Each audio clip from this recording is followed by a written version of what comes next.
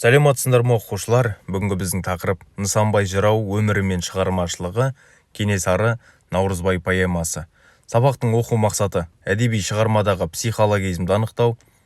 Нысанбай Жаманқұлұлы 1822 жылы Қызылорда облысының Жалағаш ауданында туып, сонда, яғни сол өңірде 1883 жылы қайтыс болған. Кенесары Наурызбай тарихи дастанының авторы. Нысанбай жыраудың өмірі мен шығармашылығы жайында жазылған зерттеу еңбектер жоқтың қасы. Ақынның жаңа ғана жоғарыда айтып өткенімдей, Кенесары Наурызбай тарихи дастаны, яғни жыры, сол туралы сөз болғанда есімі айтылады да, бірақ әкесінің аты көбінесе көрсетіле бермейді. Дастанның негізгі тақырыбы ел қорғау, ел тәуелсіздігі үшін күрескен батырларды дәріптеу.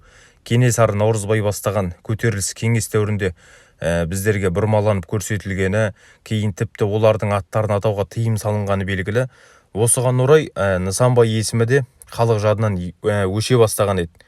Тек тәуелсіздігіміз алғаннан кейін ғана Кенесары Наурызбай жыры жарыққа шығып, Нысанбай есімі ақындығы қайта жаңғырды десек те болады.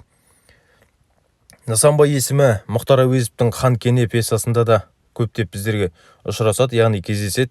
Суреткер онда Нысанбайды көтеріліс ақыны, дем берушісі, насихатшысы, жорықшы жырау бейнесінде көрсеткен. Сондай-ақ Мұхтар Әуезов әдебиет тарихы зерттеу еңбегінде Нысанбай жырында оқушының көз алдында ағып отырған қандай қызулы, жанды шындық бар. Көп қолмен бірге кешегі тарыққан қайғы мұң арманы бар. Өзі сол оқиғаның адамы деп шығарманың шындыққа құрылғанын баса көрсеткен. Және де Сәбит Мұқанов өзінің кітабында Нысанбайдың Кенесары Наурызбай дастанына тоқталып, тарихи маңызына, көркемдігіне баға беріп, поэмада оқушының жан жүйесін босататын, ойын тебірентетін лирикалы мотивтер көп. Бұл поэмасымен Нысанбай 19 ғасырдағы қазақ ақындарының арасында төрден орын алатын болады деп тұжырым жасайды. Жазушы Нысанбай шығармасын талдап таразылағанымен авторының өміріне көп тоқталмайды, әкесінің атын да көрсетпейді бұл еңбектерінде. Филология ғылымдарының докторы профессор Әуелбек Қоңыратбаев қазақ әдебиетінің тарихы оқу құралында Нысанбайдың Кенесарының қол астында болғанын айтып, Кенесары Наурызбай жырының шығу тарихына қысқаша ғана тоқталады.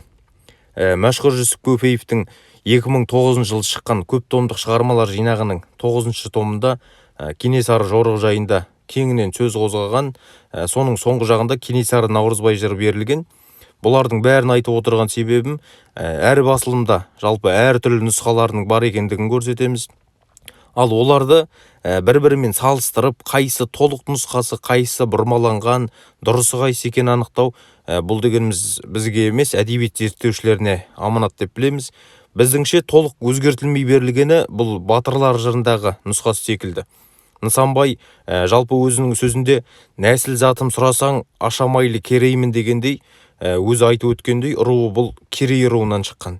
Кенесары Наурызбай жырында 10 жасында қобыз тартып үйренгені, 11 жасында сөз мәнін түсіне бастағаны, 12 жасында жақсының алдын көргені, 13 жасында жақсылардың соңынан ергені, 14 жасында өз елінде жүргені, 15 жасында Кенесары Наурызбайды іздеп келгені сөз болады.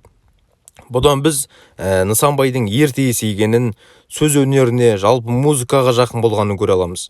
Жақсыларға жанасып, соңына еруі бұның енді сөзсіз ақылдығын аңғартады. Жаңа ғана сіздерге жоғарыда айтып өткендей, бұл Қызылорда облысы Жалағаш ауданында дүниеге келді дедім ғой. Бұл Жалағаш ауданында жалпы Нысанбай жырау көшесі де бар. Нысанбай Жаманқұлов 15 жасынан Кенесарының үйінде тәрбиеленеді. Оған ақынның мына бір сөзі дәлел: қанның болып баласы бірге жаттым ордада, Ахмет Тайшық қасында деген жолдары куә. Ахмет Тайшық деп отырғанымыз бұл Кенесарының балдары. Кенесары Нысанбайдың ақындығына таңғалып, шайқаста қорқу дегенді білмейтін, басы қарадай батырды көрген емеспін, алдыңғы айтқандарын бір ретте қайталамай бірнеше күн қатарынан суырып салып жырлайтын Нысанбайдай жырауды көрген емеспін деген сөздері дәлел. Бұның қаншалықты жырау екенін, бір сөзді қайталамай айтатындығын таңға жалғайтын көрсетіп тұр.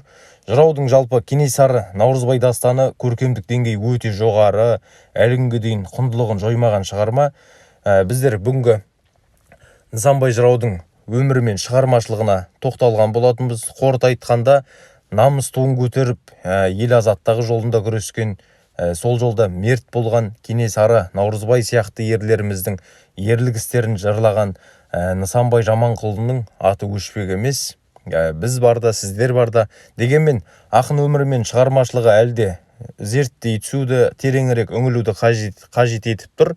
Сондықтан да біздер өз әлімізше бүгінгі тақырыбымыз бойынша өмір мен шығармашылығына тоқталдық деп ойлаймын. Енді сіздерге берілетін үй тапсырмасы, берілген сұрақтарға жауап бересіздер. Нысанбай жыраудың толық аты жөні, Нысанбай жырау қай ханның тұсында өмір сүргені, Нысанбайдың атақты толғауы қалай аталады, Нысанбай туралы қандай ақпараттар білесіздер, сол туралы тоқталасыздар. Және де Кенесары Наурызбай дастанын үйге оқып келуге. Назарларыңызға рахмет, сау болыңыздар.